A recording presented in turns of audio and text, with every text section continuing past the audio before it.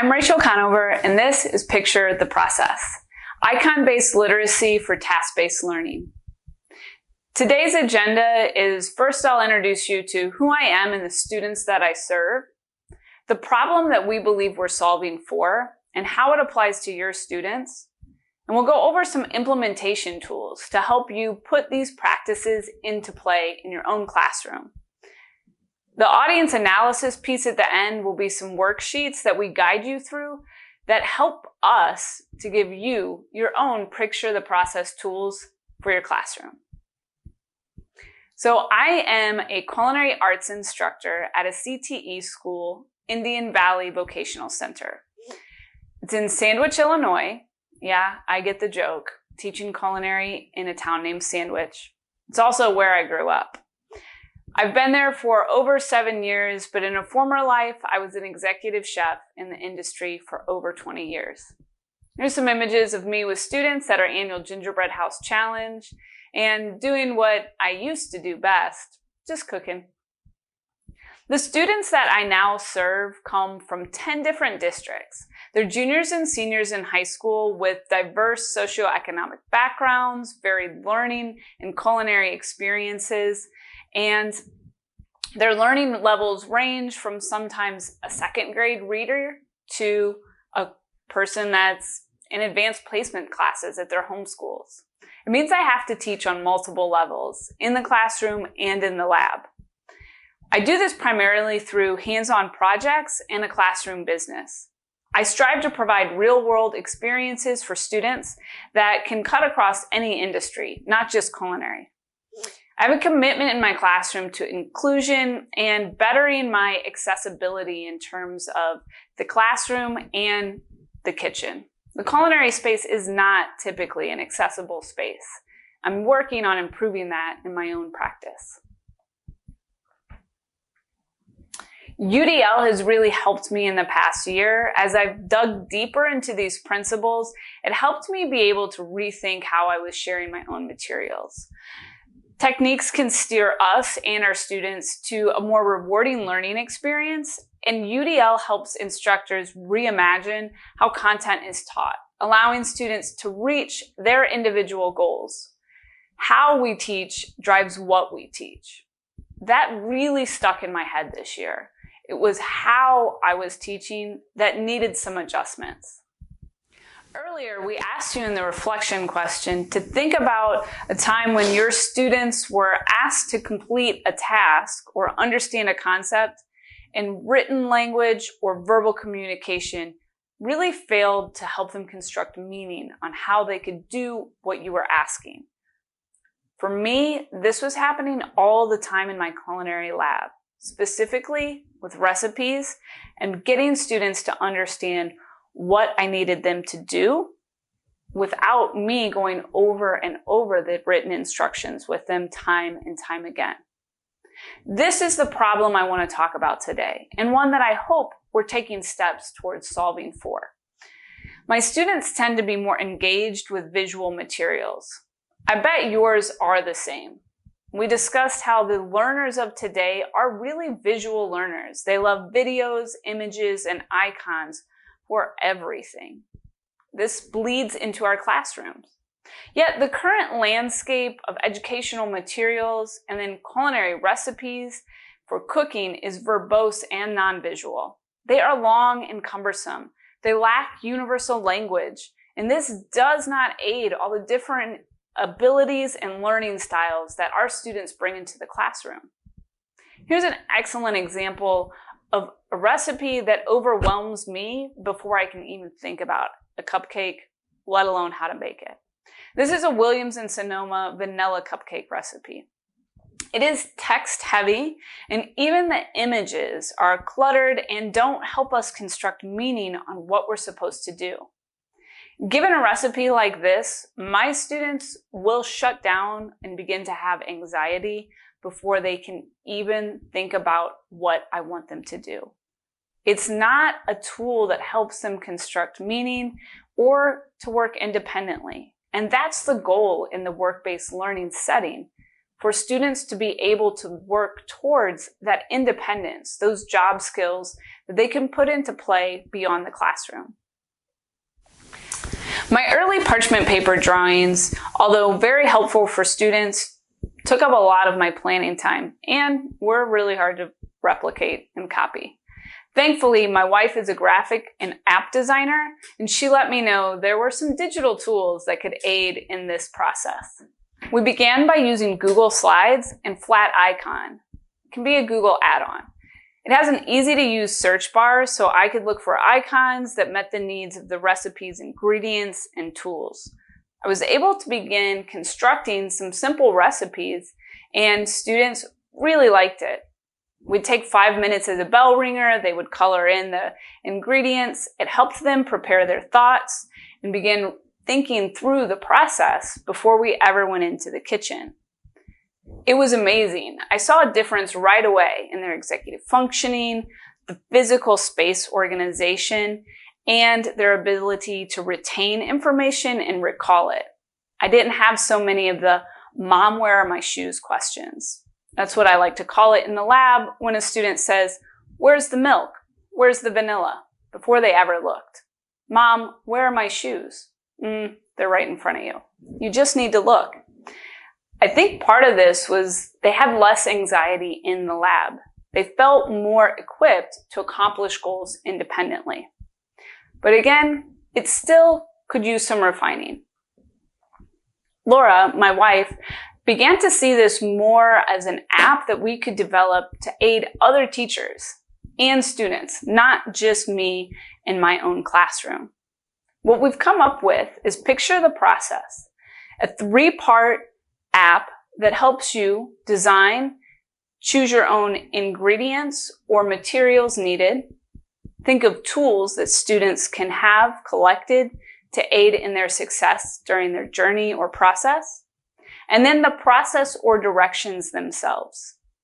The teacher can put these together and share them with students, and over time, as this becomes your practice, you can teach your students to then add in tools and the process on their own. It helps them to begin learning and recalling that background information and putting it in a way that doesn't rely on grammar and sentence structure. This doesn't mean those things aren't important, but in task-based and work-based learning, some of these icons help them recall information faster. That's a job skill, and it's one that's crucial for our younger learners to develop. For complex recipes or steps, you can embed more tools and replace some of the language in the process with the icons. We also make sure we have checkboxes for each step. That way, students are constantly thinking through their executive functioning skills. It allows me as an instructor to walk around the classroom and at a glance, see where each and every student is in that process. I don't have to ask or clarify, what have you collected? What do you need to do next? I can see it as long as they're following this checkmark system. It really helps them stay on task, and it allows me to make formative assessments as I walk around the room about student progress. I had started developing these tools originally to help some of my students that have language processing delays and my students on the autism spectrum. But what ended up happening was all of my students began asking for those visual recipes. They preferred it to traditional written language. It also made the classroom more fun. I could switch up the style of icons. If this class is really into anime, that was the style that I gave that recipe for ramen. It was a way to engage them and embed some different learning styles that I just wasn't using on the regular before. The more I used these visual recipes, the more students wanted them. What I had primarily begun to develop as a teaching tool for students with language delays or my students on the autism spectrum really became a tool that benefited all my students. 9 out of 10 kids chose Picture the Process recipes when given the choice between the visual aid or traditional written language. They loved it. They loved coloring it before class. They loved the way it kept them on track in the lab. And I loved it. created a less stressful environment. I saw improvements in language retention and in executive functioning that I hadn't noticed in all my other years of teaching. This is a video of one of my students using a picture of the process in the lab. The growth that she showed over a short period of time and her ability to gather ingredients independently was transformative. It really was one of those moments where I realized this could serve so many people other than just me and my students in my classroom. Working on today? Getting the ingredients for the crust. So which one did you just point to? What's that? This is all-purpose flour. That's the one you're getting? Cool. Yeah. Okay, Kelsey, do you like this picture, the process, the pictures? Yeah. Why is it easier than if I write it out? What do you think? Then, because I'm not great with words. You're not great with words? Yeah. Me either. I like pictures. It's great. Let me get a shot of this beautifully colored picture of the process. Yes. Nice. So for today's activities and session, we've already asked you to envision one lesson or classroom task where your students struggled to access language comprehension this year. I'm now going to ask you to reimagine that area with me and think of student engagement and some areas that might benefit from icon-based language replacement as a UDL technique. As we go through this, please sketch notes of what student success might look like. Make sure you mark potential barriers to learning along the process. My UDL lesson building toolbox is one that I really rely on when I'm beginning to think of creating a picture of the process or just looking how I can better visually scaffold a lesson. I start with looking at my objective reflection, then consider my audience before I rebuild that lesson and construct with tech and appropriate tech tools. Like my students, I'm very visual, so I benefit from icons. Here, I've taken Bloom's taxonomy, which used to be really difficult for me to remember, and I paired it with icons. It helps me simplify the language. I know by looking at the create, analyze, or remember with the golden retriever for recall, what I want students to do. This is an example of my planning process for a gingerbread project that we do every year. This time I used icons to help me streamline my thinking and make sure that I was embedding UDL and icon-based language to simplify materials for students. Here you can see in the create area, a gingerbread rubric would be used to assess what I was asking students to create.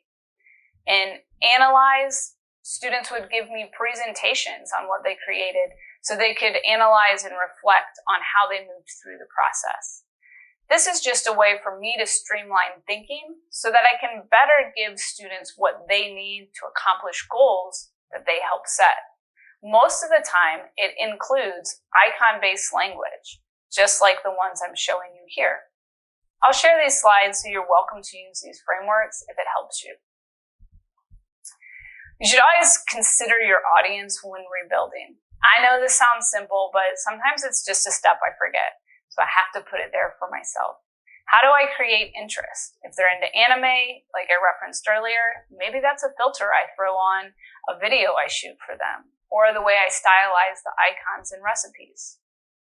If I'm, for instance, going to teach a cooking class to 5-year-olds for pizza, is this the recipe that I really want to share with them? Probably not. A picture of the process looks a lot more fun, and it's easy to understand, so they can interact with me through the creation process. Here's some pictures of that party with my 5-year-old nephew. You can see that the kids were able to answer questions when I'd ask them, what is this ingredient, just from looking at the pictures. Even some of them that were so young they didn't know how to read. Overall, it levels the playing field for everyone, no matter what age they are. When kids are young, we know that giving them a picture book with words helps them construct language synthesis. They derive meaning from the pictures to recall the words. Why does this cease to be important or a valuable way to educate when a kid gets to 8th grade, 9th, 10th, 11th? Why does it become invalidated as a tool for higher education? It's important, it's easy, it's engaging. We should be using it more. Even my classroom calendar, when I let students draw the pictures and put down the information, I no longer had to answer the "what are we doing today?" question when it was on the board. They wanted to look at it. They participated in the creation process. It was more interesting, more engaging. It freed up my time.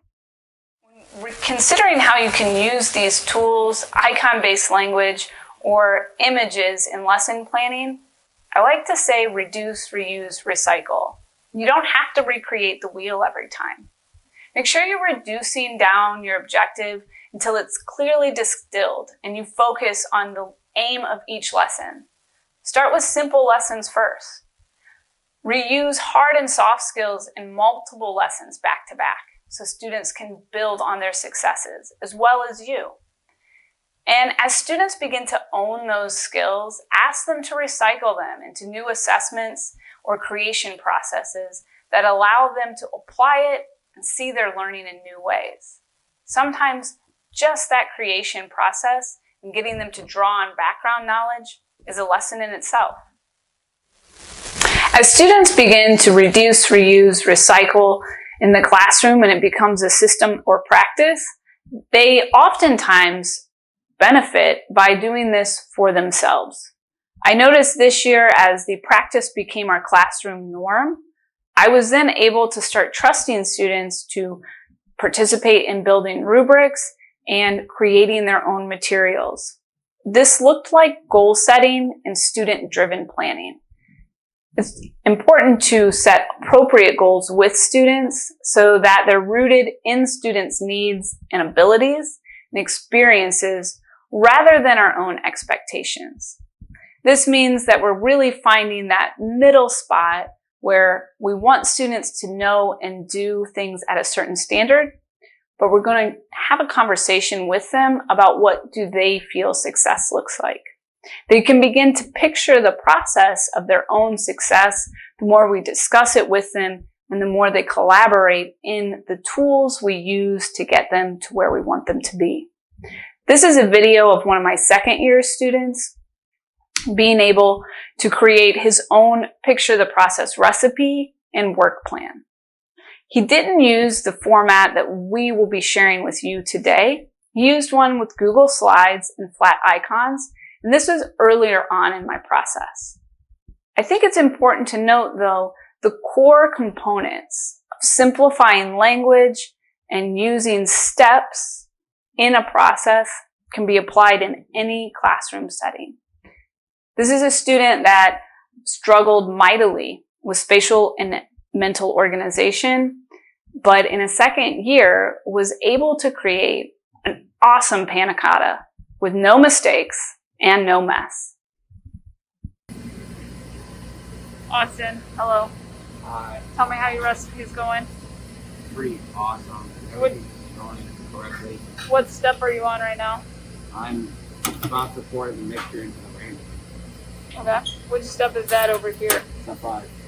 So you're already, what? You're already to step 5? Yes, ma'am. Fantastic. All right, you got your mixture. How's the gelatin working out in there? It melted instantly. Instantly, okay. Nice shine on it. You got your ramekins there, good. After you've found some lessons or tasks that you would like to recreate in your classroom, you focused in on your objective for your students. You've considered your audience and thought about their needs and potential barriers to learning. We'd ask you to think about how you can reconstruct with tech and tools. You are more than welcome to use visual aids and reduce the amount of written language needed to achieve goals. A simple place to start is embedding a few images or icons. They're the same in any language. They're easy to use, they capture interest, they create links to language synthesis. Flat icon paired with Google Slides is a powerful combination, and it offers easy to use platforms for instructors and students. Flat icon is free. Premium features come with a subscription fee. It has a search bar that can aid and simplify the creation process, and its basic outline can be reused over and over. But our picture the process and how we envision it benefiting education and workplace learning goes beyond what these simple tools can offer. Today, we'd like you to move through these worksheets we've provided you with the notes that you've taken throughout this presentation. We would love to be able to equip you with personalized picture the process materials that you can try out in your classroom. We would work with you over time to tweak them and redesign to make sure that they're serving the needs that you and your students desire. This can be our process, an opportunity to collaborate to see where using icons and image-based language can meet our learners in the world where they live, a visual world. How can we combine that with written language to make sure we envision the future together?